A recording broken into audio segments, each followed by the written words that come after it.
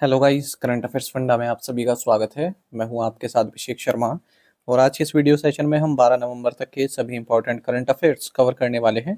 हमेशा की तरह आप इस वीडियो को अंत तक जरूर देखिएगा। आज पे आपको काफ़ी कुछ जानने के लिए मिलेगा। सेशन की शुरुआत करने से पहले आप सभी को बताना चाहूँगा, यदि आप हमारे daily current affairs PDF, weekly PDF, monthly PDF और हर महीने के banking and economic awareness PDF चाहते हैं तो करंट अफेयर्स फंडा का 1 ईयर मेंबरशिप प्लान आप ज्वाइन कर सकते हैं, जिसका लिंक आपको वीडियो के डिस्क्रिप्शन में या फिर फर्स्ट कमेंट में मिल जाएगा। आपको बता दें, इस 1 ईयर मेंबरशिप प्लान के तहत जितना भी हमारा पीडीएफ कंटेंट है, हम आपको 1 साल तक के लिए प्रोवाइड कराते हैं, जिसे आप डाउनलोड कर सकते हैं, प्रिंट आउट भी निकलवा सकते हैं। इसके लिए चाहे तो आप करंट अफेयर्स फंडा ऐप को यूज़ कर सकते हैं या फिर अपने लैपटॉप या सिस्टम की मदद से वेब लॉगिन भी कर सकते हैं। कोई भी आपका एग्जाम हो, बैंकिंग, एसएससी, रेलवे या फिर स्टेट पीसीएस, जहाँ पर भी जनरल अवेयरनेस या करंट अफेयर्स पूछे जाते हैं, सभी एग्जाम्स के लिए हमारा पीडीएफ कंटेंट काफ़ी यूज़फुल है। इस पीडीएफ कोर्स में आपको RBI circulars, financial awareness, digital awareness, banking awareness, general economic awareness सब कुछ प्रोवाइड करा रहे हैं। आरबीआई सर्कुलर्स की बात करें तो आईबीपीएस पीओ मेंस एग्जामिनेशंस में आरबीआई सर्कुलर से क्वेश्चन पूछे गए थे, क्योंकि सिलेबस का हिस्सा था, मेंस एग्जाम सिलेबस का हिस्सा था आरबीआई सर्कुलर्स। तो आने वाले एग्जाम्स में भी आरबीआई सर्कुलर से क्वेश्चंस पूछे जा सकते हैं, इसकी संभावनाएं काफ़ी हैं। तो आपको ये पढ़कर जाने हैं। आरबीआई सर्कुलर्स आप आरबीआई की वेबसाइट से भी पढ़ सकते हैं, वहाँ पर अवेलेबल रहते हैं, परंतु काफ़ी लेंदी होते हैं, फाइनेंशियल और इकोनॉमिक टर्म्स उनमें काफ़ी यूज़ होती है, तो आपको समझने में समय लग सकता है। टाइम कंज्यूमिंग प्रोसेस है ये, अगर आप आरबीआई सर्कुलर्स खुद से पढ़ें। करंट अफेयर्स फंडा ने इसी काम को काफ़ी आसान कर दिया है। हमने जितने भी आरबीआई सर्कुलर्स हैं पिछले कुछ महीनों के, खासकर ये 5-6 महीनों के, उन्हें काफ़ी ईजी लैंग्वेज में पीडीएफ फॉर्मेट में रेडी किया है, ताकि आप आसानी से उन्हें समझ सकें। और हर आरबीआई सर्कुलर के साथ आपको एमसीक्यूज भी मिल जाएंगे प्रैक्टिस करने के लिए। जितने भी रिलेवेंट फैक्ट्स हैं सबको इंक्लूड किया गया है, और जो इरेलीवेंट डेटा है, जो आपके काम का नहीं है एग्जाम पॉइंट ऑफ व्यू से, उसे हटा दिया गया है।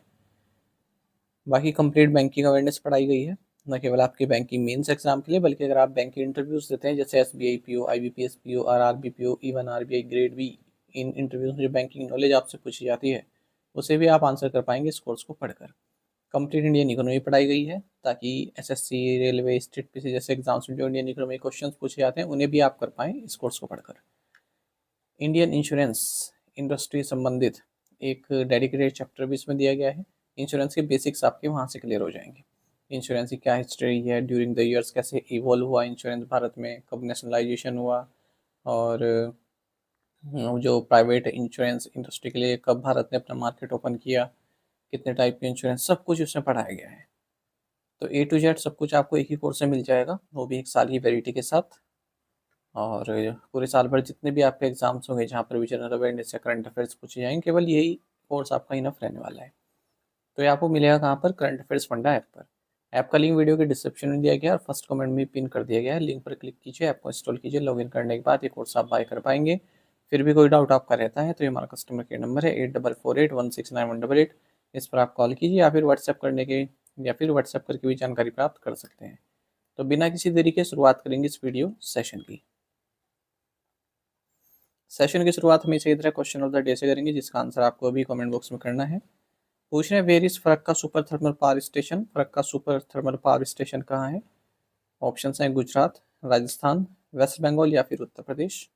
जल्दी से आंसर कर दीजिए, फिर हम आगे बढ़ते हैं। और इसी तरह के क्वेश्चन यदि आप प्रैक्टिस करना चाहते हैं तो मैं टेलीग्राम पर जरूर ज्वाइन कीजिए। करंट अफेयर्स फंडा नाम से हमारा टेलीग्राम चैनल है।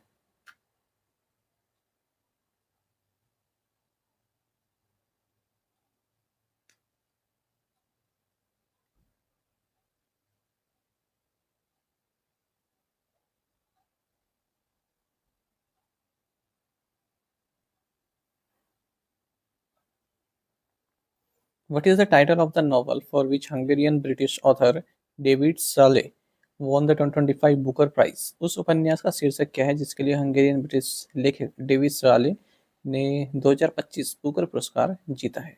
ऑप्शंस आपके सामने हैं। सही आंसर ऑप्शन ए है, फ्लैश। तो हंगेरियन ब्रिटिश ऑथर डेविड साले, इन्होंने बुकर प्राइज 2025 जीता है अपने नोवेल फ्लैश के लिए, और 50,000 पाउंड्स का प्राइज़ इनको मिलता है। एक सेरेमनी हुई है लंदन में, तो वहाँ पर ये डिसाइड किया गया।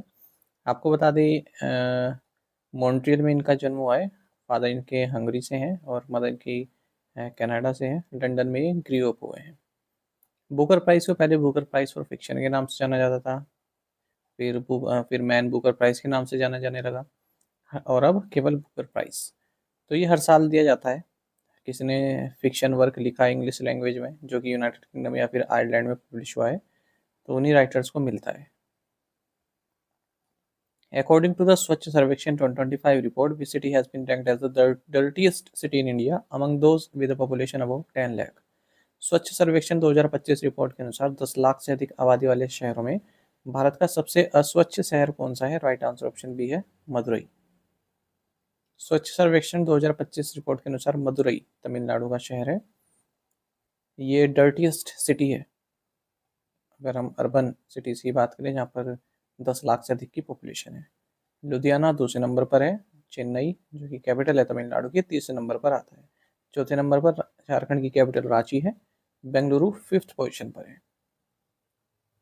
सुपर स्वच्छ लेक कैटेगरी में अगर हम बात करें उन सिटीज़ की जिनकी पॉपुलेशन 10 लाख से ज़्यादा है, तो इंदौर टॉप पर है, यानी कि सबसे स्वच्छ है ये। उसके बाद फिर सूरत आता है, फिर नवी मुंबई आता है, फिर विजयवाड़ा। 3 से 10 लाख की पॉपुलेशन वाले शहरों में बात करें तो नोएडा टॉप पोजीशन पर है, फिर चंडीगढ़ है। ये हम कर रहे हैं स्वच्छ जो सिटीज़ हैं। और ऊपर हमने बात की जो डर्टीएस्ट सिटी है। The foundation stone for India's first silicon carbide semiconductor production plant was recently laid in which Indian city? Bharat के पहले सिलिकॉन कार्बाइड सेमीकंडक्टर उत्पादन संयंत्र की आधारशिला हाल ही में किस भारतीय शहर में रखी गई? ऑप्शंस आपके सामने हैं। सही आंसर ऑप्शन डी है, भुवनेश्वर। तो silicon carbide semiconductor production plant की आधारशिला रखी गई है इंडिया सेमीकंडक्टर मिशन के तहत भुवनेश्वर उड़ीसा में, और 2067 करोड़ रुपए की इन्वेस्टमेंट इसमें होने वाली है।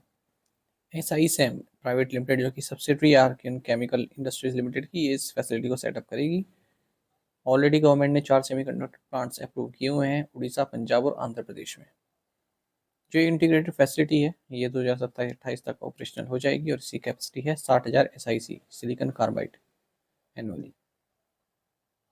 The Janjatiya Gaurav Varsh Pakhwada 2025 is being celebrated during which dates? Janjatiya Gaurav Varsh Pakhwada 2025 कब मनाया जा रहा है? राइट आंसर ऑप्शन बी है, 1 to 15 नवंबर। तो जनजातीय गौरव वर्ष पखवाड़ा ये 1 से 15 नवंबर 2025 के बीच में मनाया जा रहा है। 15 नवंबर को हम जनजातीय गौरव दिवस मनाते हैं, तो उसी दिन कंक्लूड होगा, ये कल्मिनेट होगा। हम भगवान बिरसा मुंडा की 150th बर्थ एनिवर्सरी मना रहे हैं, उसी के उपलक्ष्य में जनजातीय गौरव वर्ष पखवाड़ा लॉन्च किया गया है। तो जो भी गवर्नमेंट की स्कीम्स है, धरती अब्बा जनजातीय उत्कर्ष ग्राम अभियान, प्रधानमंत्री जनजातीय आदिवासी न्याय महाअभियान, ठीक है, तो लोगों में अवेयरनेस फैलाना, लोगों को जोड़ना इन अभियान से। अगर हम बात करते हैं भगवान बिरसा मुंडा की, तो 15 नवंबर 1875 में इनका जन्म हुआ था छोटा नागपुर रीजन में, यानी कि झारखंड में। मुंडा कम्युनिटी के ट्राइबल लीडर थे। 1899 में इन्होंने उलगुलान द ग्रेट टमल्ट, ये एक ट्राइबल रिबेलियन हुई थी, इसको लीड किया था इन्होंने ब्रिटिश रूल के अगेंस्ट। 1900 में इन्हें अरेस्ट किया गया और केवल 25 साल की उम्र में इनका जो निधन हो गया। छोटा नागपुर टेनेंसी एक्ट 1908 लागू करने में भी इनका योगदान रहा है, जिसके जरिए ट्राइबल लैंड राइट्स को प्रोटेक्ट किया गया। धरती अब्बा बोलते हैं इन्हें। साथ ही मिनिस्ट्री ऑफ ट्राइबल अफेयर्स ने tribal cooperative marketing development federation of India limited यानी कि ट्राइफेड के साथ मिलकर आती चित्र, जो कि एक नेशनल ट्राइबल पेंटिंग एग्जीबिशन है, इसको भी लॉन्च किया है।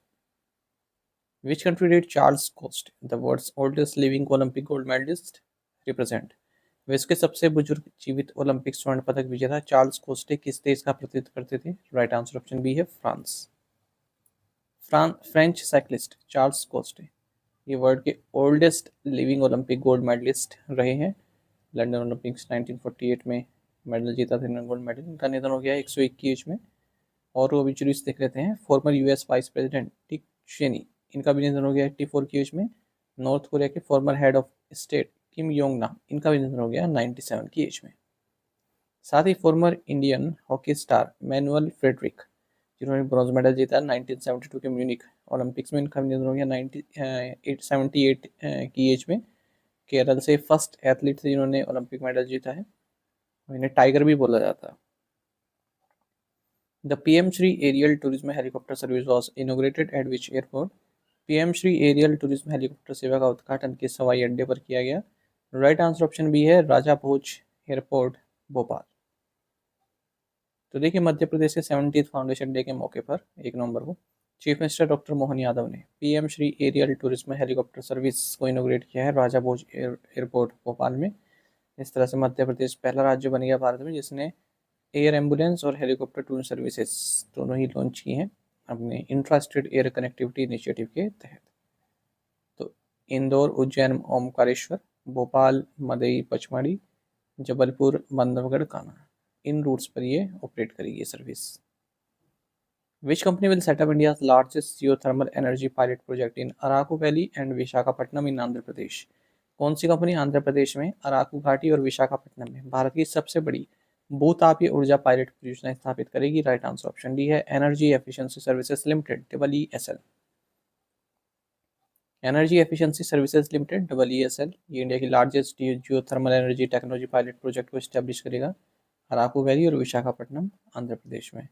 जियोथर्मल एनर्जी आप जानती हैं अर्थ के क्रस्ट में जो हीट स्टोर होती है और कहाँ से आती है ये, क्योंकि जो अर्थ के अंदर जो नेचुरली रेडियो एक्टिव आइसोटोप्स होते हैं यूरेनियम थोरियम पोटेशियम के, ये डीके होते रहते हैं तो इनसे हीट निकलती है naturally heat.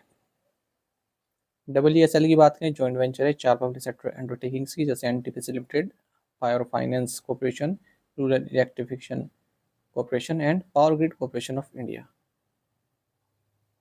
The Ministry of Electronics and Information Technology has approved 7 projects worth rupees 5,532 crore under the Electronics Components Manufacturing Scheme in which states?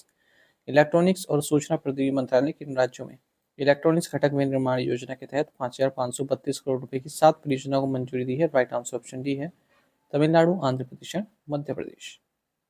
तो ministry of electronics and information technology ने 7 projects की मंजूरी दी है। 5,532 करोड़ रुपए की लागत के project हैं ये इलेक्ट्रॉनिक्स कंपोनेंट मैन्युफैक्चरिंग स्कीम के तहत।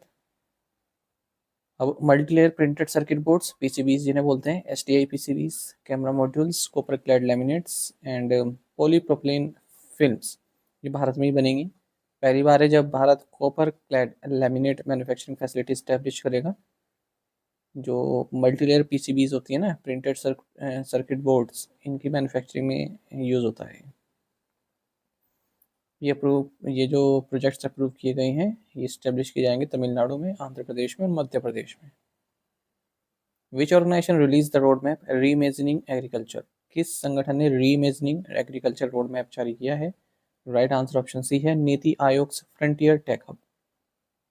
नीति आयोग का जो फ्रंटियर टेक हब है इसने reimagining agriculture a road map for frontier technology lead transformation इसको लॉन्च किया है गांधीनगर गुजरात में। बाकी वही है एग्रीकल्चर संबंधित किस तरह से हमें आगे बढ़ना है, एआई का किस तरह से उपयोग करना है।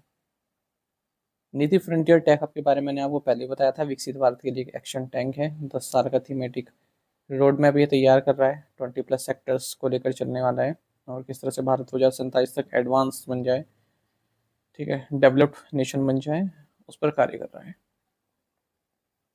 Where was the Indo Danish business council officially launched? Indo Danish business council का आधिकारिक तौर पर शुभारंभ कहाँ किया गया? राइट आंसर ऑप्शन डी है कोपेनहेगन, डेनमार्क।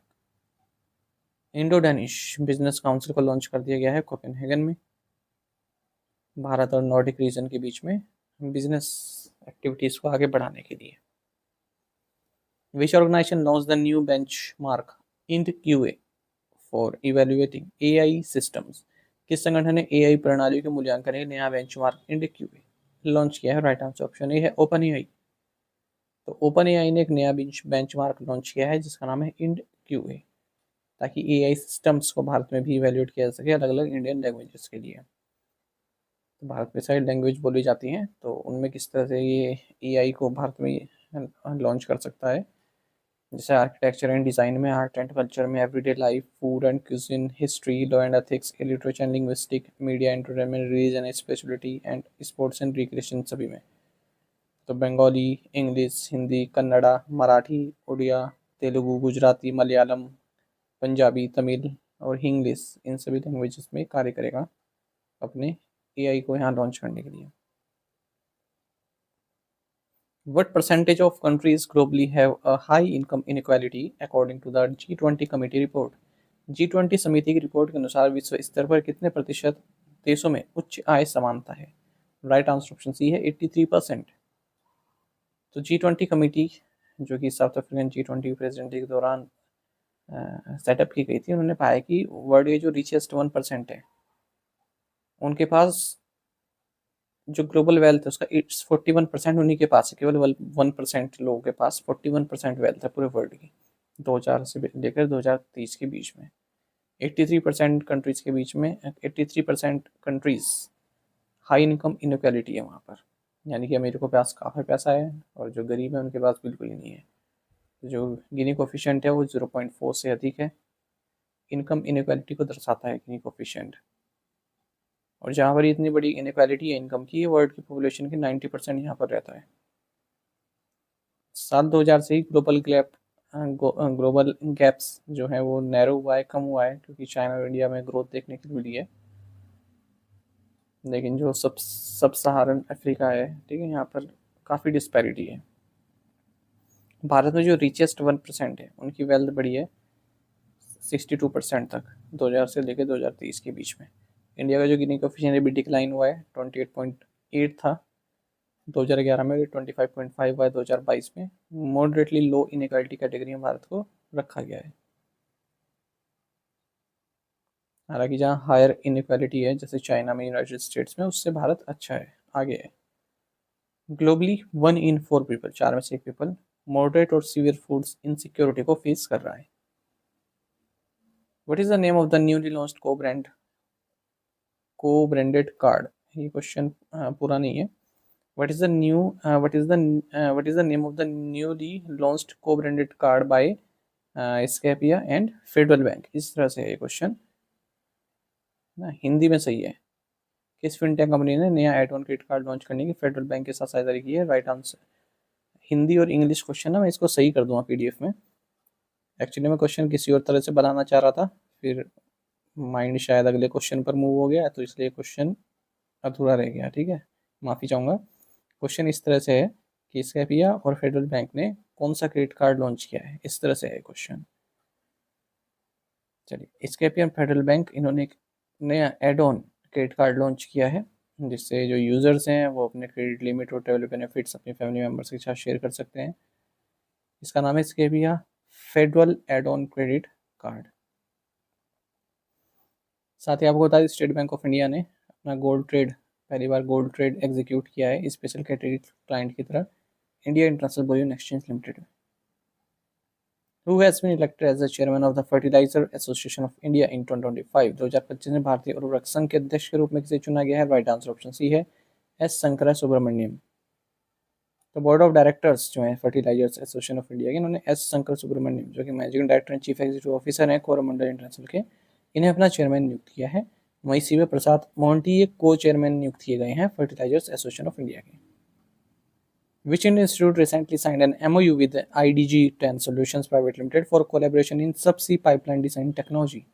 हाल ही में किस भारतीय संस्थान ने सबसी पाइपलाइन डिजाइन प्रौद्योगिकी में सहयोग के लिए IDG 10 Solutions Private Limited के साथ एक समझौता ज्ञापन पर हस्ताक्षर किए?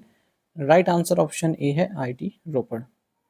देखो, इसमें जो आपको ये थोड़े बुजुर्ग व्यक्ति दिख रहे हैं ना, जो MOU साइन कर रहे हैं हाथ मिला रहे हैं लेडी के साथ, तो ये IIT रोपड़ के डायरेक्टर हैं। देखने से नहीं आपको लेंगे, पर आप इनकी वीडियो देखिएगा, IIT रोपड़ डायरेक्टर कॉन्वोकेशन वीडियो, जो कॉन्वोकेशन होता है, डिग्री देते हैं, तो बच्चों के साथ कितना एंजॉय किया, मतलब आप लोगों को भी देख के लगेगा कि यार कितना सही कॉन्वोकेशन है, हम भी इसी तरह के कॉन्वोकेशन का हिस्सा बने, है ना। जैसे एक इमेज होती है ना, IIT में स्ट्रिक्ट होते हैं सब, IIT में क्या किसी भी कॉलेज में हो, डायरेक्टर की स्ट्रिक्ट होते हैं, उनके साथ ऐसा नहीं कर सकते। तो जैसे जैसा बच्चों ने इन्हें कहा करने के लिए, वैसा वैसा ही करते रहे। यूट्यूब पे अवेलेबल है, देखिएगा IIT रोपड़ डायरेक्टर कॉन्वोकेशन वीडियोस।